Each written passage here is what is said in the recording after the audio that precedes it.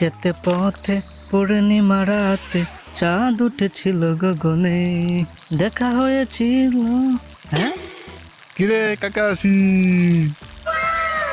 হ্যাঁ এত বড়?